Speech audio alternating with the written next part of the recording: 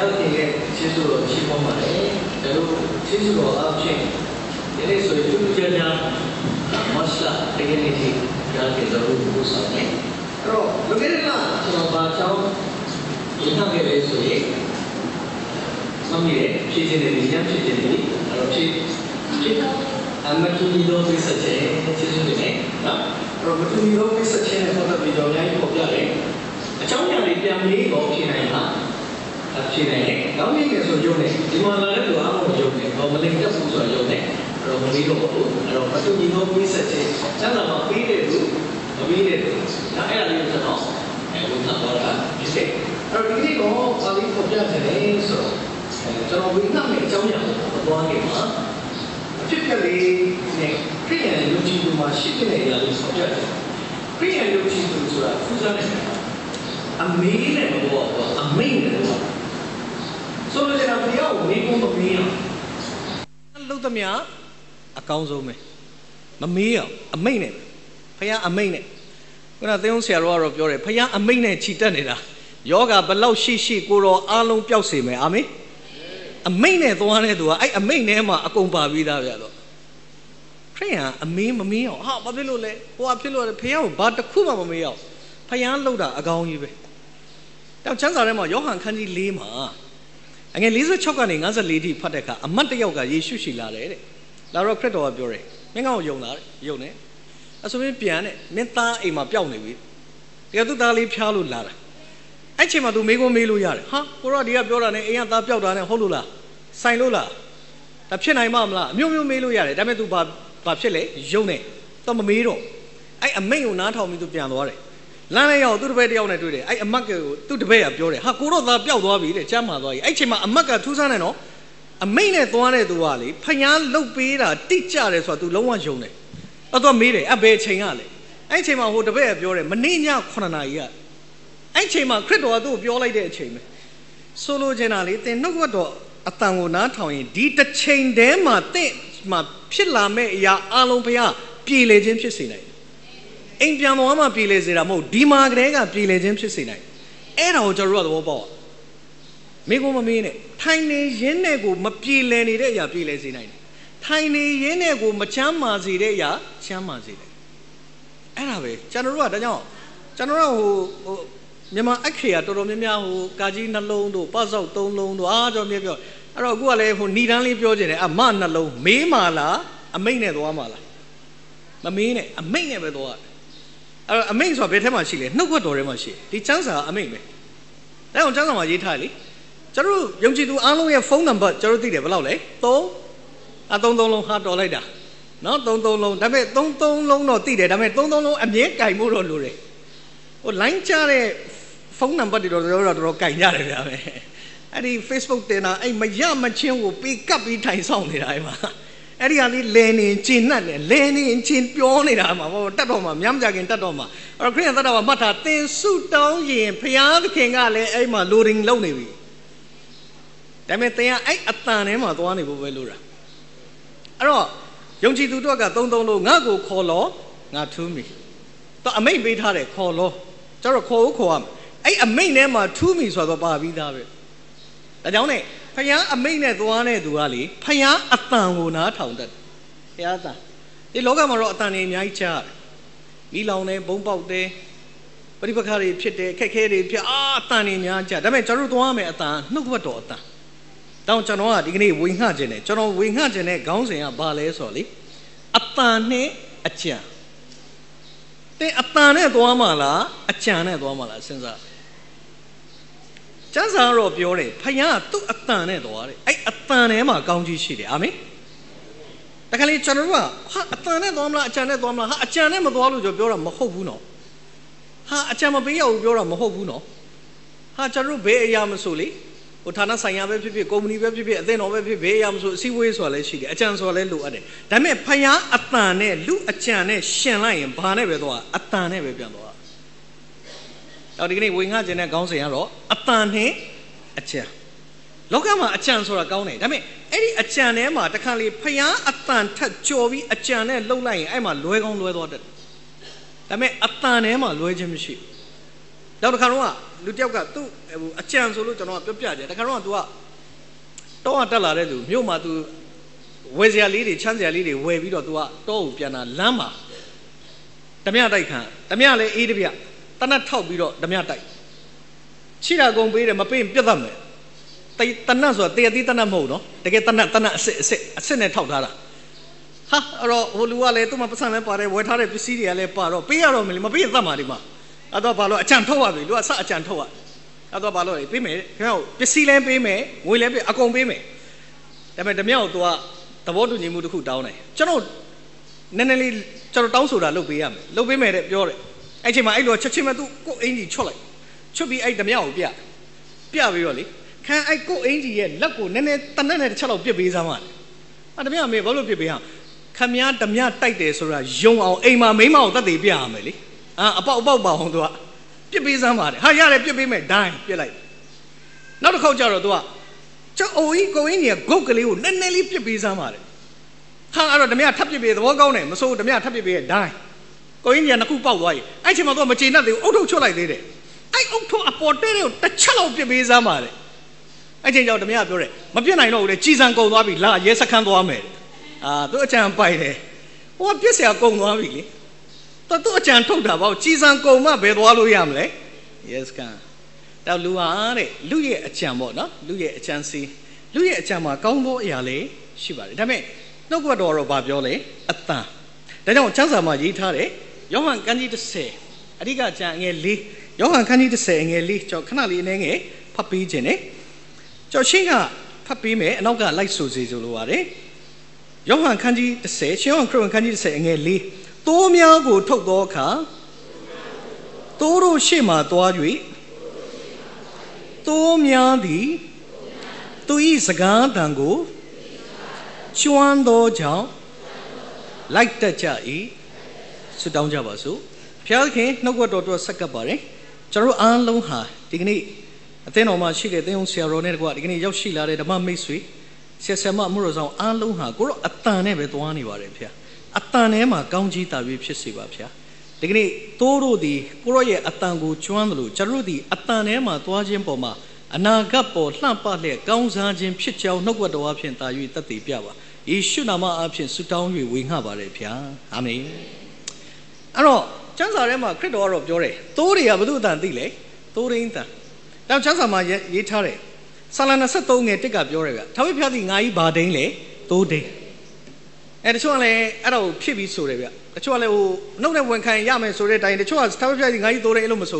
ုထာဝရဘုရားသည်တဲ့ငါ၏ဘာနာဒိန်းဖြစ်တော်မူ၏မှန်တယ်အဲ့တော့ဟာအကောင့်တွေအားလုံးသူ့ရှိမှရှိတယ်ဟာသူပေးတယ်တင်ဖြည့်ဆိုအကုန်ရတာပဲကျမ်းစာထဲမှာအမြင့်ဆုံးသောဘုရားရဲ့ကွယ်ကာယဌာနနေတော်သူသည်အနန္တတကုရှင်၏အရေးအဲ့မှာတိတ်အရေးကြီးတဲ့စကားလုံးတစ်လုံးပါတယ်အဲ့ဒါဘာလဲဆိုတော့ဌာနသင်ဘယ်ဌာနမှာနေလဲကျွန်တော်ဌာနဆိုင်ရာလीသူ့လူကိုသူအကုန်လုံးကတာဝန်ယူတယ်ပဲသင်ရောဘယ်သူဌာနမှာနေလဲစဉ်းစားသင်ဘုရားဌာနမှာနေရင်သင်ကိုတစ်သက်လုံးရာတပ်ပံထို့ဘုရားတာဝန်ယူတယ်ကျွန်တော်ဌာနဆိုင်ရာလူတယောက်သွားမထိနဲ့နော်ဟာပြဿနာတက်သွားမှာသူ့ဌာနလိုက်ရှင်းတာကို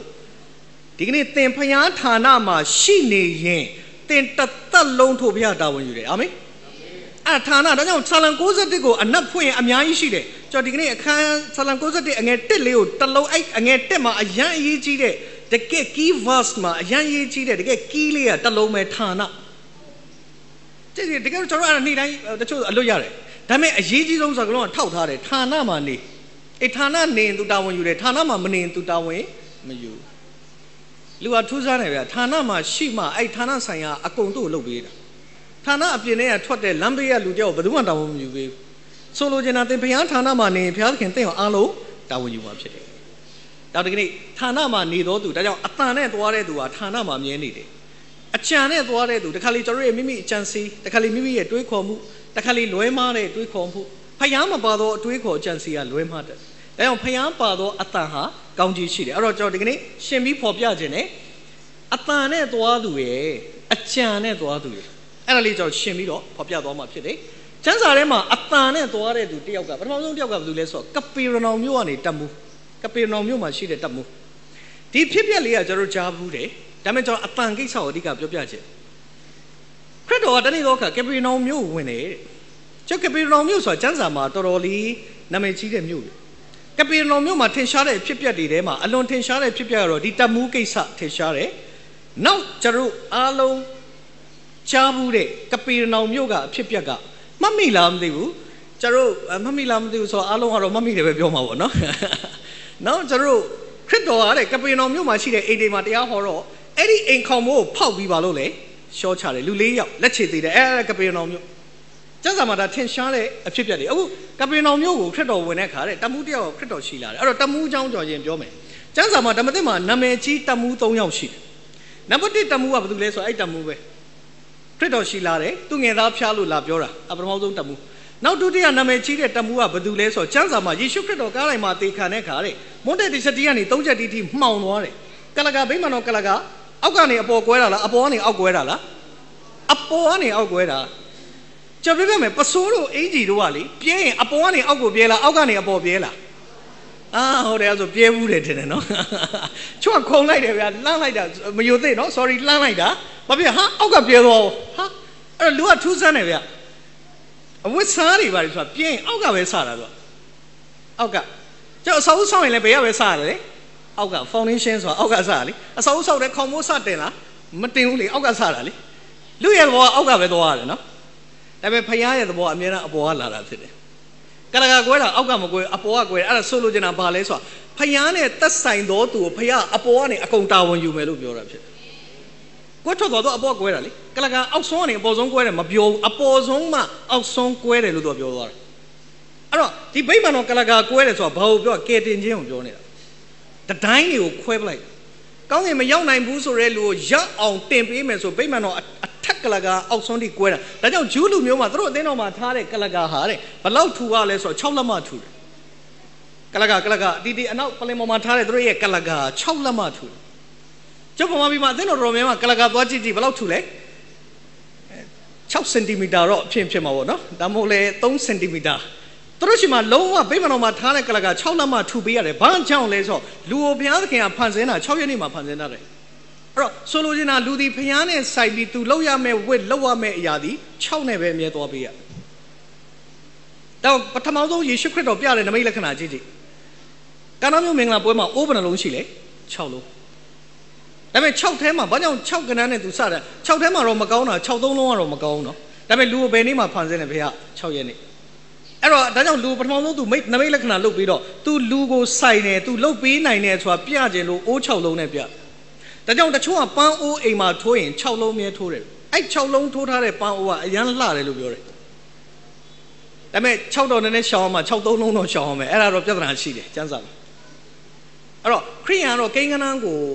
တိတ်မစင်စားဘူး3လဲကောင်းတယ်6လဲကောင်းတယ်1လဲအားလုံးကောင်းတယ်ဘာကြောင့်ကိန်းကနန်းတိုင်းဒီဘယ်သူဖန်ဆင်းထားတာလဲဘုရားဖန်ဆင်းတယ်နေ့တို့ဘာတို့ညာတို့ရွေးစရာမလိုနေ့တိုင်းကောင်းတယ်အာမင်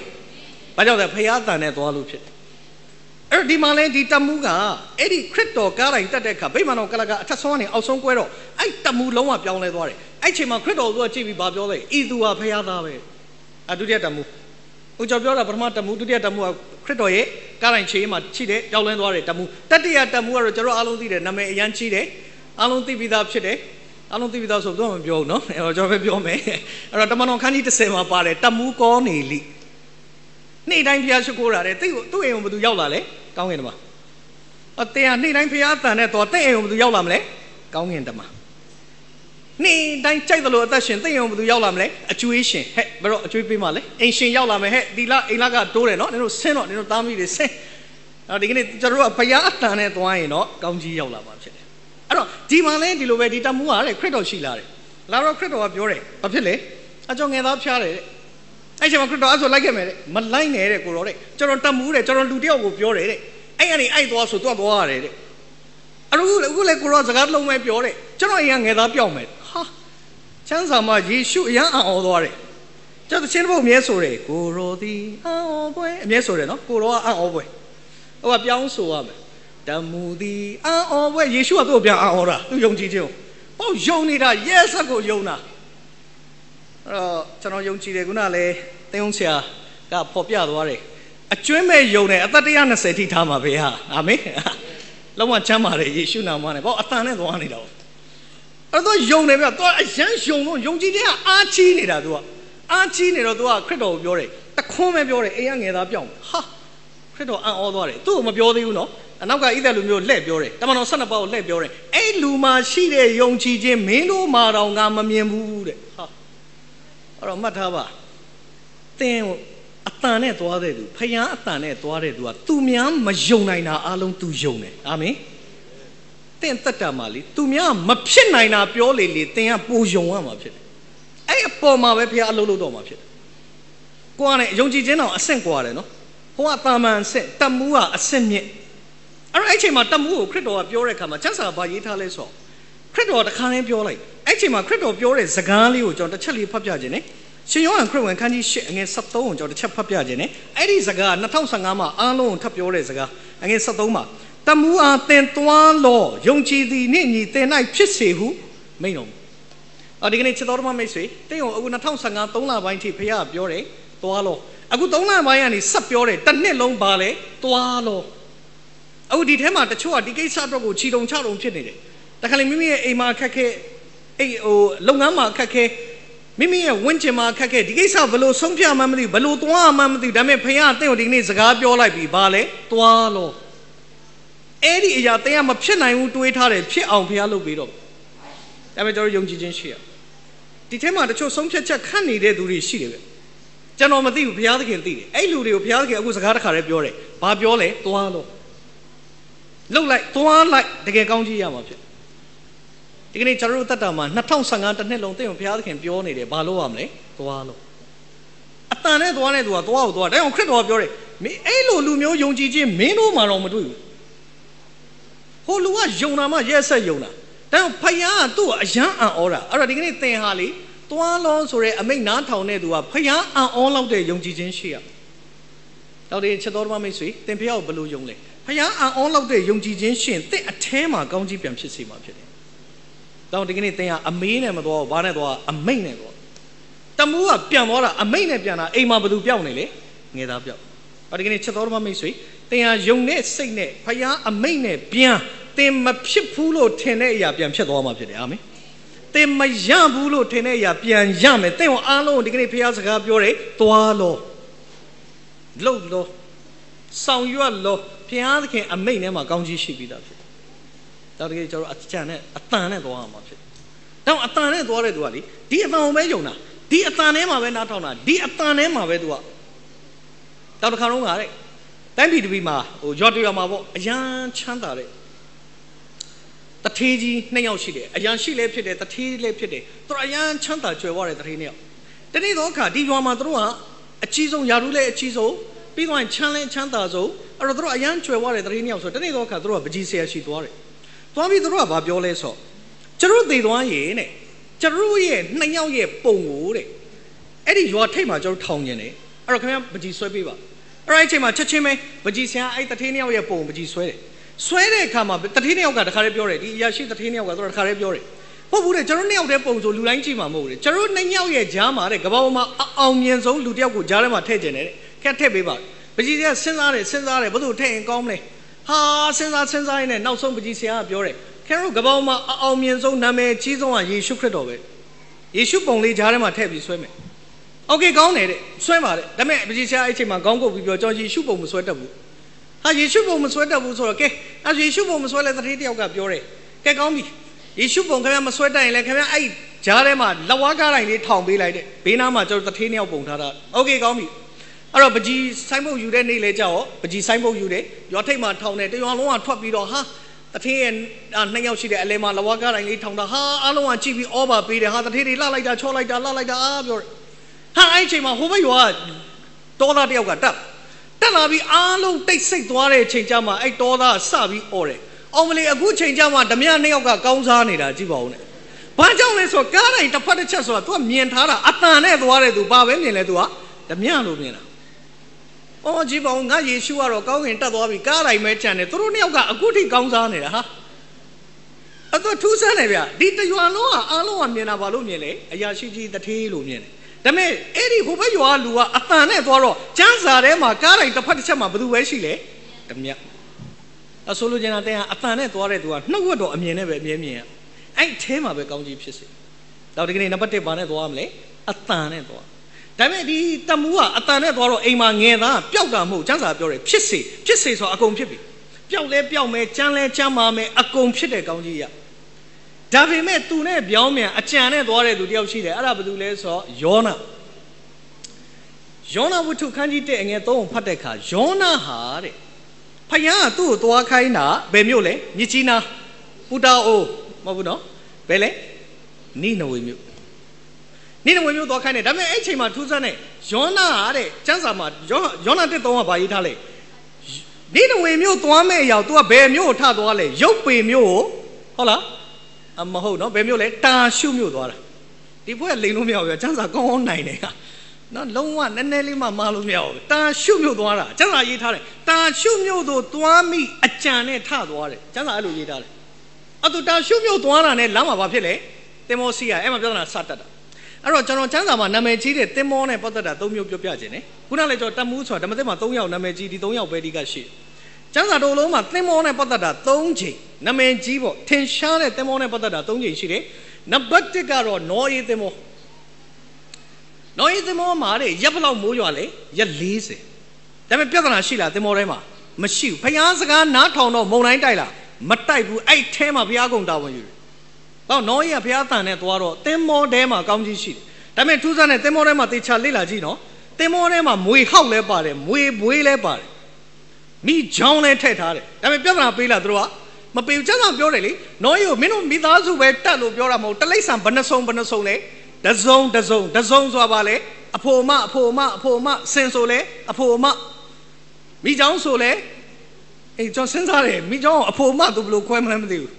နောအေကတေချာမိချောင်း steady လုပ်ပြီးတော့သူအပေါ်သင်္ဘောတင်ရတာလေမွေဘွေးဗာလဲအဖိုမမွေဟောက်အဖိုမအကုန်ဒါပေမဲ့သင်္ဘောထဲမှာသူပြဿနာကြီးရှိနေတယ်နော်စဉ်းစားကြည့်လေမွေဟောက်ကနောအေမိသားစုနဲ့ထမင်းစားချိန်မှာသူလဲစားကျင်နေဆိုဆင်းလာရင်နောအေကမနှဲပြန်ဆွဲတင်ရမှာဒါပေမဲ့သင်္ဘောထဲမှာဖျားစကားဖတ်တော့ကျွန်တော်ပြောချင်တာအတန်ဆိုတာအဲ့ဒါဖျားအတန်နဲ့သွားတယ်တကယ်တော့သူသင်္ဘောထဲမှာပြဿနာကြီးပါနေဒါပေမဲ့ထွက်မကတ်အောင်ဖျားတာဝန်ယူတယ်ယောနာကြတော့သင်္ဘောထဲမှာဘာမွေမှမပေါ့ဘာအကောင်တလိ္ဆာမှမပေါ့ဒါပေမဲ့အပြင်ကနေမုံတိုင်းတိုက်တယ်ပေါ့ဖျားအတန်နဲ့မသွားလို့ဒါတကယ်သင်သက်တာမှာဖျားအတန်နဲ့သွားအဲ့အဲမှာဟိုကဖျားတာဝန်ယူနေတာ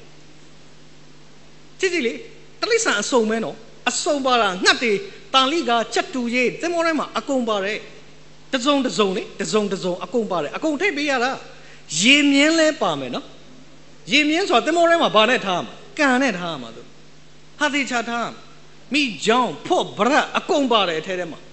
နေတိုင်းအစာကျွေးတာဒါပေမဲ့ကျမ်းစာမှာလေနောယေတို့မိသားစု၈ယောက်ကိုမွေဟောက်ပေါက်တိုက်၍သေဤမရေးထားဘူးကျမ်းစာအေးဆေးပဲဗျရက်40အရန်အေးဆေးတယ်ကျွန်တော်ကသင်္ဘောနဲ့ဆက်လို့သင်္ဘောအကြောင်းကိုပြောပြအဲ့တော့နောယေသင်္ဘောဖျားတန်နဲ့သွားတော့ဘာမှပြဿနာမရှိဘူးဒုတိယကျမ်းစာမှာရန်နာမည်ကြီးတဲ့သင်္ဘောကပေါလုဟာတဲ့ထောင်ပြောင်းတဲ့အခါမှာထောင်ကြတယ်ဆိုတော့ပေါလုကအပြစ်ကြောင့်ကြတာမဟုတ်ဧဝံဂေလိဟောလို့ကြတာသူယောမထောင်ပြောင်းတဲ့အခါသူသင်္ဘောနဲ့သွားလမ်းမှာမုန်တိုင်းတိုက်လို့သင်္ဘောပြတ်တယ်တဲ့အဲ့သင်္ဘောကဘယ်ကျွန်းပေါ်ရောက်မေလိတေကျွန်းပေါ်ရောက်တယ်တဲ့ကျမ်းစာအဲ့ချိန်မှာတဲ့လူရိုင်းတွေကတဲ့မီးလုံနေတဲ့မီးလုံတော့သူလည်းအရန်ချမ်းလို့ပေါလုကလည်းအဲ့ဒီကျွန်းပေါ်ရောက်တော့သင်္ဘောကပြတ်သွားပြီလေမုန်တိုင်းတိုက်လို့ပြတ်သွားပြီအဲ့တော့အဲ့ချိန်မှာသူလည်းလူရိုင်းတွေနဲ့မီးလုံတာတဲ့လုံတော့တဲ့အဲ့ချိန်မှာတဲ့ထင်းစားတစ်ခုလှမ်းပြီးပြစ်ထည့်လိုက်အဲ့ထင်းစားထဲမှာမွေတကောင်ကတ်တယ်တဲ့ကျွန်တော်ပြောတာဖတ်ချင်တမန်တော်ခန်းကြီး28တစ်ကနေ14ဒီဖိုင်အဲ့ဖြစ်ပြတွေ့ရတမန်တော်28ပါ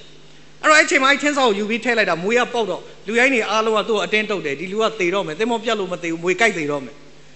9မိနစ်လည်းမသေ10မိနစ်လည်းမသေ1နာရီလည်းမသေ2နာရီလည်းမသေတော့အားလုံးကထိုင်ရှိခိုးတယ်ခင်ဗျားနတ်ဖျားပဲအဲ့ချိန်မှာပေါလုကတရားဟောတယ်ငါနတ်ဖျားမဟုတ်ငါကိုးဝယ်တဲ့ဖျားငါ့ကိုချမ်းသာခြင်းဖြစ်စေတယ်အဲ့ချိန်မှာအဲ့တကျွန်းလုံးပြောင်းလဲပြီးအဲ့မှာကျွန်းတကြီးရဲ့အဖေရတဲ့သွေးဝန်းသွားတယ်ကျွန်းတကြီးနာမည်ဘုပလိလို့ခေါ်ကျမ်းစာမှာဖတ်ကြည့်ရင်တွေ့ရသူ့ဖေသွေးဝန်းသွားတာပေါလုကသွားပြီးမွေကြိုက်တာတော့မသိဘူးဆိုတော့စဉ်းစားကြည့်လက်တင်ပြီးဆူတောင်းတာသွေးဝန်းသွားတာပျောက်သွားတော့တကျွန်းလုံးမှာရှိတဲ့တကြီးရောအားလုံးကပေါလုတို့သင်္ဘောပြန်ဆောက်ပေးလိုက်ရိတ်ခါတွေပြန်တင်ပြီးပြန်လွတ်လိုက်တာအေးစေးရောမထောင်ပြန်ရောက်တော့စဉ်းစားကြည့်ရင်ပေါလုတကယ်တော့ထောင်သားအနေနဲ့ခေါ်လာတာတမူးတွေကပေါလုကြောင့်အဲ့သင်္ဘောကောင်းကြီးပြန်ရတော့ဆိုလိုချင်တာအတန်နဲ့သွားတဲ့သူကမှတ်ထားအခက်ခဲတော့အမြဲရှိတတ်တယ်သူ့ထဲမှာဒါပေမဲ့အဲ့ထဲကနေဘုရားအကောင်းဆုံးပြန်လှုပ်တာသူက အဲ့တော့ကျွန်တော်တို့သတိထားကျွန်တော်တခါလေးစဉ်းစားတယ်အတန်နဲ့သွားရင်ခက်ခဲမရှိအောင်ထင်တယ်မဟုတ်ဘူးရှိတယ်ခက်ခဲဒါပေမဲ့အဲ့ထဲမှာကောင်းကြီးဖြစ်စေအဲ့တော့ကျွန်တော်တို့ကသတိထားဖို့လိုအပ်တယ်ဆိုတော့တွေ့ရအဲ့တော့အဲ့ချိန်မှာအရာရာပေါလုနဲ့ပတ်သက်ပြီးကျမ်းစာမှာဒုတိယသင်္ဘောတတိယသင်္ဘောကတော့ဘာလို့လဲယောနာအဲ့တော့ယောနာအကြောင်းပြောတဲ့အခါယောနာနဲ့ပတ်သက်ပြီးထပ်ပြောချင်တာယောနာဆိုတဲ့နာမည်အဓိပ္ပာယ်ဂျိုးငှက်လို့အဓိပ္ပာယ်ရပြီးတော့ကျမ်းစာထဲမှာယောနာနဲ့နာမည်တူနောက်တစ်ယောက်ရှိတယ်သူကအရန်ထင်ရှားတယ်ဆိုတာသူ့သားတွေကထင်ရှားတယ်သူကသိမ့်မထင်ရှားဘူးအဲ့ဒါဘာလို့လဲဆိုပေတရုနဲ့အန်ဒရေရဲ့အဖေနာမည်ပါပဲလေယောနာဒါကြောင့်ခရစ်တော်ကပေတရုကိုမေးတယ်လေမင်းငါ့ကိုချစ်လား၃ချိန်မေးတော့သူဘာပြောလဲယောနာသားရှိမုန်ပေတရုမှာနာမည်၃မျိုးဖြစ်တယ်ရှိတယ်အမိရင်းကရှိမုန်ယေရှုကနာမည်ပေးလိုက်တယ်2မျိုးပေးတယ်သူပေတရုတဲ့ပထမနာမည်ဒုတိယနာမည်ပါလဲကေဖတောင်ပေတရုမှာနာမည်၃မျိုးရှိသွားတယ်ရှိမုန်ဆိုတဲ့နာမည်နဲ့သူ့ဘယ်သူမှမသိဘူးသူကောင်းကြီးမရောက်ဒါပေမဲ့ပေတရုကေဖဆိုတဲ့နာမည်နဲ့ဒီကနေ့ထိကောင်းကြီးရပြီကောင်းငင်မှာဘာကင်ရလဲတော့ကင်ဆိုလိုချင်တာအတန်ကိုကြားတတ်တော့သူကောင်းကြီးရတော့အဲ့တော့ဒီမှာလဲယောနာသွားတယ်တောက်လျှောက်မှာအတန်နဲ့မသွားဘူးအကြံနဲ့သွားတော့ကျွန်တော်တိတ်ယောနာအကြောင်းနောက်ပိုင်းပြောစရာမလိုဘူးမုံတိုင်းတိုက်တယ်အားလုံးစာရေးတန်ချတယ်အမေသူကထပ်ပြောလိုက်တယ်အချိန်မှာယောနာအဲ့တင်မောကပတိန်တို့ဘာလို့မေးတယ်ခင်ဗျာဘယ်သူလဲတဲ့ခင်ဗျာဘယ်သူကဘာကိုကိုးကွယ်လဲတဲ့တော့ထပ်ပြောတယ်လက်သီးလက်မောင်းထငါကိုးကွယ်တာကောင်းငင်နဲ့မြေကြီးကိုပိုင်နဲ့ဖျားသားကွာတယ်ပြီးတော့လူကအိတ်နေတယ်ဟိုထဲမှာဟာအကြီးသူကထပြောတာတခါလေကျွန်တော်တို့ကဖျားသခင်ကကောင်းမြတ်တယ်လို့ပြောအဲ့ဖျားအကြောင်းဝန်ခံအသက်ရှင်အဲ့ထဲမှာဘုံပြန်ထင်ရှားတာဟာတော့ကြီးကျယ်တော့ပြောမသွားအိတ်နေတယ်ကြီးဟာဖျားကိုယုံတယ်ဆိုပြီးတော့ prison worship အချိန်မှာချစ်တဲ့စိတ်နဲ့လာလေကောင်းကြီးရမှာပေါ့ဟာဖျားယုံတယ်ဆိုဒီအချိန်မှာအိတ်နေတော့ပဲကောင်းကြီးရှိမှာဟိုမှာအကြီးကျယ်ပြောပြီးအိတ်တာအဲ့တော့အကြီးကျယ်ပြောပြီးအိတ်တော့သူ့ကိုတင်မောဘိုက်ထဲမှာမင်းသိအိတ်ချင်တယ်တင်မောဘိုက်ကသိမလုံဘူးဖေကဘသူဘိုက်ထဲထည့်လိုက်ဝေလာငါဘိုက်ထဲထည့်ပြီးလိုက်ငါဘိုက်ထဲလုံနေမင်းအိတ်တော့အဲ့တော့အိတ်ကျူးလို့လားမသိဘူးမင်းအိတ်တော့ဆို3ရက်တိအစာရှောင်ပြီးအိတ်ခိုင်းတာဝေလာငါဘိုက်ထဲမှာဘယ်သူကထမင်းလာကျွေးမလဲသူဦးနောမှာချေးဆိုတော့နေ့လဲဆိုလဲဝပြုတ်ကိုွယ်ချင်းပြီးဟာမိတ္တဟာရ lunch ဟာကောင်းလိုက်တာဝေလာငါးပိုက်မှာအဲ့လိုမျိုးမိတ္တဟာရ lunch တွေပါလာမကျွေးဘယ်သူမှမကျွေးနေရင်ထိုင်ရင်3ရက်အစာရှောင်ရတယ်အဲ့တော့မှတ်ထားပါဖျားသားနားထောင်ရမယ့်အချိန်တွေမှာအိတ်ကြီးတာတို့အချမ်းရာတွေအားကြီးရင်လေအခက်မသိရင်ရက်30တော့အစာရှောင်ခိုင်းလိမ့်မယ်အဲ့မှာအောင်မလီအဲ့ကြမှာဤကနေဖြစ်သွားမယ်အဲ့တော့ဖျားအတန်နဲ့ပတ်သက်အားကြီးတာ၍ကောင်းကြီးရမယ်အဲ့တော့အကြံနဲ့သွားတဲ့ယောနာဒုက္ခခံစားရတယ်အဲ့တော့နောက်ကျမ်းစာထဲမှာအတန်နဲ့သွားတာနောက်တစ်ယောက်ရှိတယ်အဲ့ဒါဘာလို့လဲဆိုတော့ကျမ်းစာထဲမှာဂိဒေါင်တရားသူကြီးမဆာခန်းကြီး9ငယ်1ကနေ22တရားသူကြီးမဆာခန်းကြီး9ငယ်1ကနေ22ဒီဖတ်တဲ့အခါဂိဒေါင်နဲ့ပတ်သက်ပြီးတော့ဂိဒေါင်ဆိုတဲ့နာမည်အဓိပ္ပာယ်တစ်ပင်ခုတ်လဲသူလို့အဓိပ္ပာယ်ရတစ်ပင်ခုတ်လဲသူကျမ်းစာတော်လုံးမှာဂိဒေါင်ဆိုတာဘယ်နှကြိမ်တွေ့ရလဲဆိုတော့အကြိမ်40တွေ့ရအကြိမ်40ကမ္ဘာဦးကနေပြီးတော့ဗျာဒိတ်ထိလိုက်ရှာရင်ဂိဒေါင်ဆိုတာအကြိမ်40တွေ့ရဒါပေမဲ့ဂိဒေါင်အကြောင်းကဘယ်မှာပဲတွေ့ရလဲတရားသူကြီးမဆာအခန်းကြီး6ခွန်8 9အဲ့မှာပဲတွေ့ရတယ်သူ့ကြောင့်ဒါပေမဲ့အဲ့မှာချွင်းချက်တစ်ခုလေးပြလိုက်မယ်ကျမ်းစာတအုပ်လုံးမှာခလေးအများဆုံးဟာဂိဒေါင်ပဲဘာကြောင့်ကျမ်းစာမှာတေချာဖတ်ကြည့်ဂိဒေါင်မွေးထားတာတဲ့သားကြီးပဲအယောက်80မွေးထားတယ်တော်အဲ့ချွင်းချက်အဲ့တော့တနေ့တစ်ချိန်သူများကျမ်းစာပေဟေဒီကျမ်းစာမှာသား80မွေးတဲ့အဖေဆိုပြောလိုက်တော့ထပြောဂိဒေါင်ပဲအဲ့ဒါကျမ်းစာတေချာဖတ်ကြည့်ပါစဉ်းစားကြည့်သား80မွေးတယ်ဆိုတော့ तू မိန်းမဘယ်နှယောက်ယူရမလဲအဲ့တချို့လဲ80တချို့လဲ60ကျမ်းစာတော့ဘယ်လိုရေးလဲဆိုတော့မိန်းမ80ယူတယ်လို့မရေးထားဘူးဂိဒေါင်ဒီတဲ့မယားများသောကြောင့်သား80ရှိ၏တဲ့သူအဲ့လိုရေးထားတယ်အနည်းဆုံးတော့ကျွန်တော်တို့မှန်းတာ30အထက်မှာရှိတယ် तू ယူထားတာဒါပေမဲ့အဲ့ဒါလဲဟိုတချို့ကလေစမ်းစာတင်နေတခါလေအဲ့ဒါသဘောကျတော့အော်ဂိတော်တော်30ငါဘေးကိုကြည့်လိုက်တာတယောက်တည်းနဲများနဲနေမဟုတ်နော်ဖခင်တသားတကူတည်းပဲအရင်တော့ကတော့ပွားများခြင်းနဲလို့80ပြဿနာတက်တာပဲဂိတော်သိတာနဲ့ပြဿနာအဲ့ဒါဇလန်တစ်ခုရှိတယ်အဲ့ဒါပြောရင်အဲ့ဒါဇလန်တစ်ခုရဒါသိအောင်ပြောပြတာဂိတော်သားကြီးပဲ80မွေးထားတယ်ကျမ်းစာမှာဒါသိတဲ့အချက်အရင်ရေးကြည့်ဒါပေမဲ့တော်တော်များအဲ့ကိစ္စကိုသိမသိကြလို့အဲ့တော့ဒီမှာဂိတော်ဟာတဲ့မိဒရန်လူမျိုးတွေဆက်လာတိုက်တဲ့အခါမှာကျမ်းစာပါရေးထားလဲဆိုမိဒရန်လူမျိုးတွေအလာအနိုင်ကျင့်တာဣသလူမျိုးလာအနိုင်ကျင့်တဲ့အခါမှာဖျားခင်ပြောတယ်ဂိဒေါင်ဆွဲထုတ်တယ်မင်းသွားတိုက်လို့ပြောတယ်ပထမဦးဆုံးလူရွေးတယ်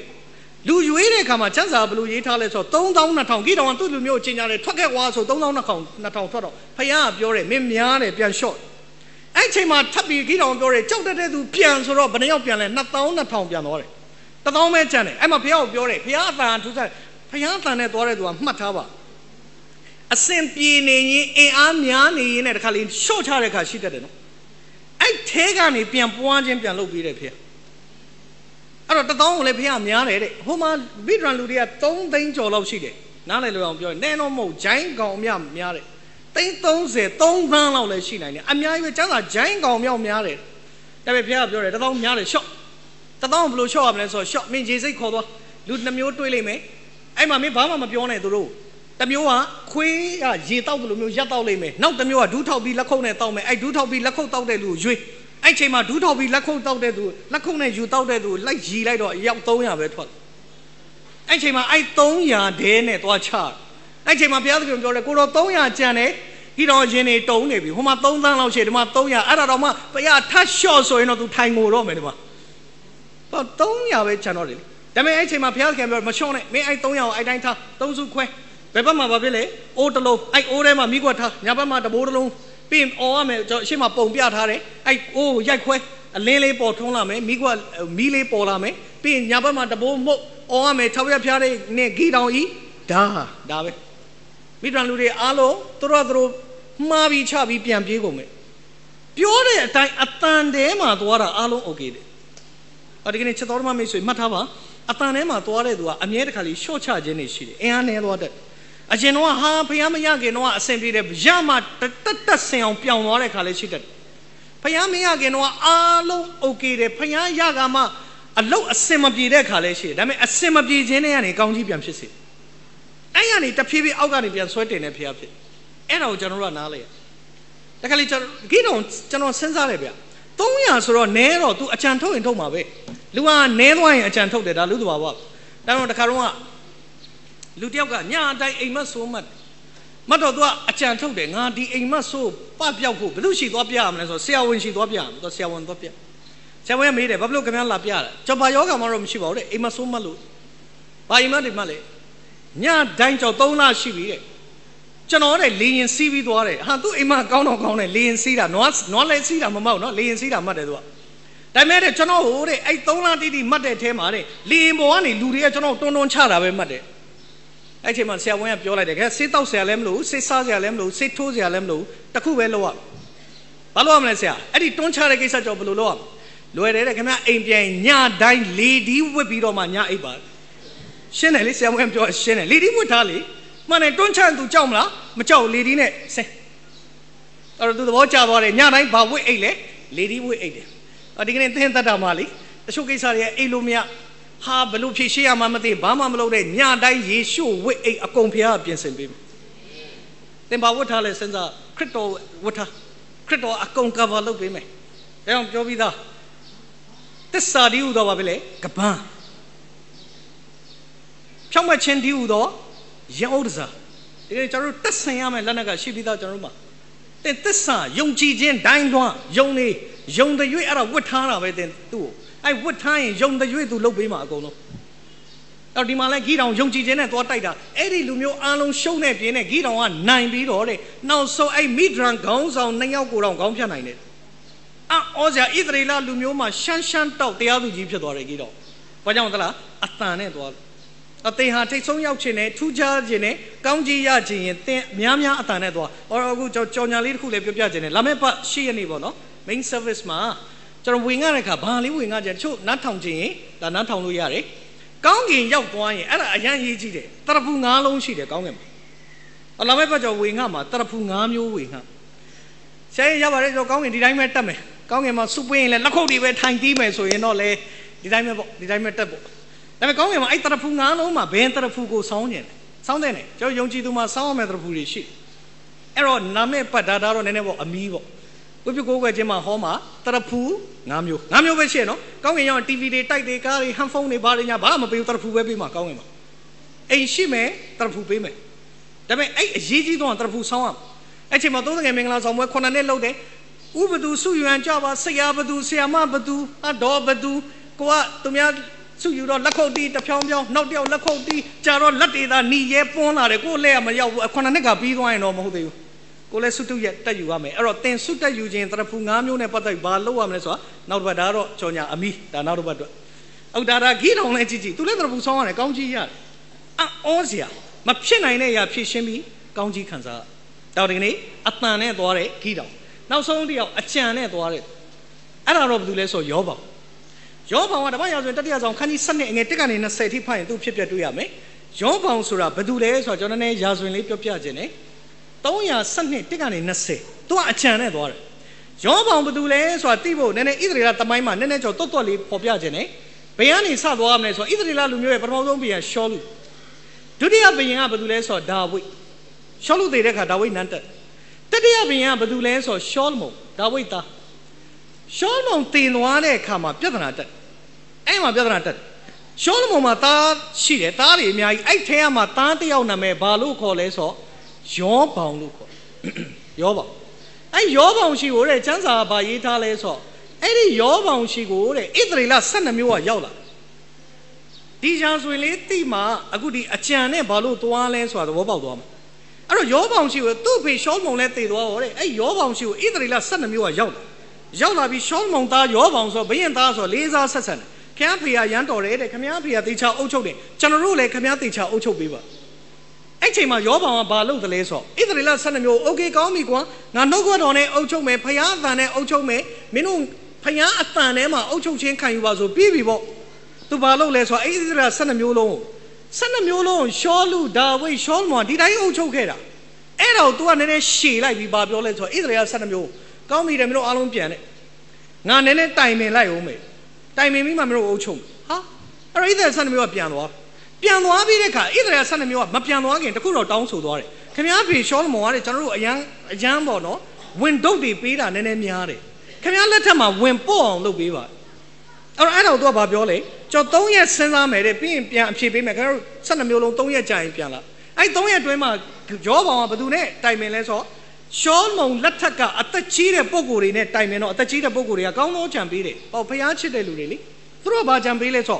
ယောဘောင်ပရိသတ်တွေဣသရေလ12မျိုးတောင်းဆိုတာကောင်းတယ်မှန်တယ်မင်းဖေတုံးကသူတို့တခါလေဝင်တော့အကြီးတွေပေးခဲ့ဒါပေမဲ့မင်းလက်ထက်မှာဝင်နေရှော့ပြီးရင်မင်းလက်ထက်မှာအများကြီးထောက်ပံ့ပေးအဲ့တော့မင်းရဲ့အုပ်ချုပ်မှုသူတို့ခံယူလိမ့်မယ်အဲ့ချိန်မှာယောဘောင်ကဘာလုပ်လဲဆိုအဲ့အသက်ကြီးတဲ့သူတွေပေးတဲ့အကြောင်းမယူဘဲနဲ့သူ့တငယ်ချင်းတွေသူနဲ့တကယ်တတ်တူရွယ်သူတငယ်ချင်းတွေခေါ်ပြီးသူတို့လည်းမေးတယ်ငါဘလို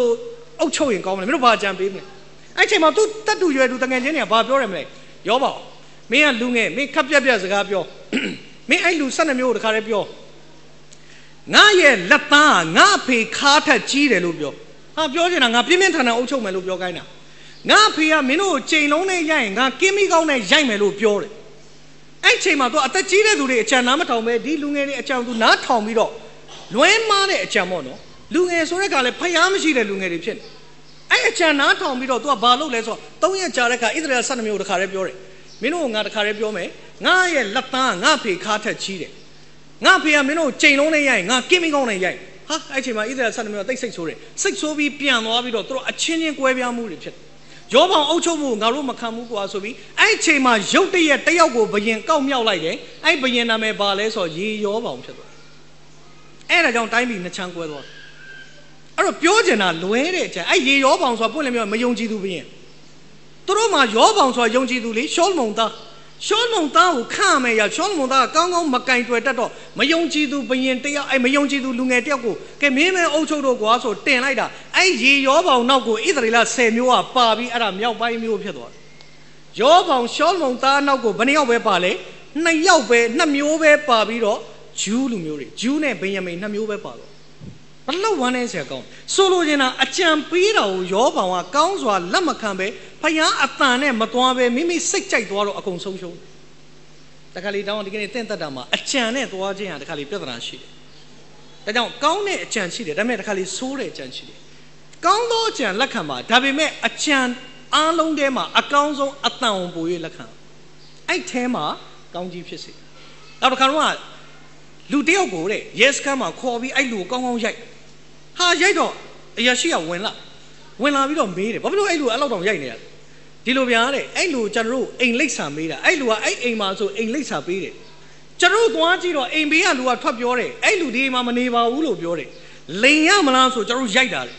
အဲ့တော့ရာရှိကပြောတယ်ဒီလောက်တောင်လိန်နဲ့သူရိုက်သွားတယ်နောက်ရာရှိတယောက်ကထပ်ဝင်လာတယ်ဟာဘလို့ရိုက်တာလဲခုနလိုပဲသူကရှင်းပြတယ်ဒီလူလိန်နဲ့အိမ်ဝင်သွားမေးတာအဲ့အိမ်လိပ်စာ तू မနေဘူးလို့ဘေးအိမ်ကလူကဘာလို့လဲထွက်ပြောတယ် तू လိန်နဲ့တော့ကြောင့်ရိုက်တာတတိယအရာရှိတယောက်လဲဝင်လာဟာမင်းတို့ကလူတယောက်ရိုက်တာဟိုမှာသေကန်နေပြီမြော့တော်မြော့နေပြီမလုပ်ပါနဲ့ဒီလောက်ရိုက်ရင်တော်ပြီ तू လိန်တာနောက်မလိန်အောင်ဆုံးမပြန်လွတ်လိုက်ကွာအချိန်မှာဟိုလူကဖူးရောင်ပြီးအိမ်ပြန်သွားတယ်အိမ်လဲပြောင်းသွားလေ तू အိမ်တကားကိုတော့ဖွင့်ပြီးဝင်မယ်လဲလောက်ကောဘေးအိမ်ကလူကလက်ပြတယ်ဟေးနေကောင်းလားဟိုမှာဖူးရောင်နေပြီတကောလုံးအဲ့ချိန်ကျမှအဲ့ဘေးအိမ်ကလူကဘာပြောလဲဆိုတော့မနေ့တော့ဟာတဲ့ခမရဒီအိမ်မှာနေလားလို့ရဲတွေကလာပြောတယ်။အော်ရဲလာမေးတယ်ဆိုတော့ခမရဒုက္ခရောက်မှာဆိုလို့ကျွန်တော်ပြောတယ်ဒီအိမ်မှာအဲ့လူလုံးဝမနေဘူးလို့ပြောလိုက်တာတဲ့။ဟာတရက်ခန်းဒီမှာဘေးအိမ်ကလူတော့တရက်ခန်းတကယ်တော့ तू ကတော့ရဲလာမေးတယ်ဆိုရင်ဘာဖြစ်လဲရှောင်လို့ရအောင်ဆိုလှုပ်လိုက်တာဟိုမှာအကောင်းကောင်းအတွေ့ခံရတာတခါလေလူဟာပေးလိုက်တဲ့အရာတကယ်တော့ဘေးအိမ်ကလူအကောင်းဆုံးလုပ်ပေးတာဒါပေမဲ့ဘာဖြစ်နေလဲဟိုလူကောင်းကောင်းရိုက်ခံလိုက်ရတယ်။ဒါတော့တခါလေအကြံဟာတခါလေပြဿနာရှိတယ်တို့ပေမဲ့အကြံထဲမှာဖယားသခင်အတန်နဲ့သွားတဲ့အကြံဆိုအကောင်းဆုံးလက်ခံအဲ့ထဲမှာဖယားအတန်နဲ့ထပ်သွားရင်တာ၍ကောင်းကြီးရှိတယ်ဒါကြောင့်ဒီကနေ့အတန်နဲ့သွားရင်ကောင်းကြီးရမယ်အကြံမှာလွဲမှားသောအကြံနဲ့သွားရင်တော့ဝမ်းနေခြင်းနဲ့ဆုံးရှုံးရမယ်ဒါကြောင့်ဒီကနေ့အတန်နဲ့သွားပါထိုထဲမှာဖယားသခင်တာ၍ကောင်းကြီးပေးမှာဖြစ်ကြောင်းဝေငှလို့ရတယ်ကျမ်းစာသူရောက်ချင်းစီတိုင်းပေါ်ဖယားကောင်းကြီးပေးပါစေ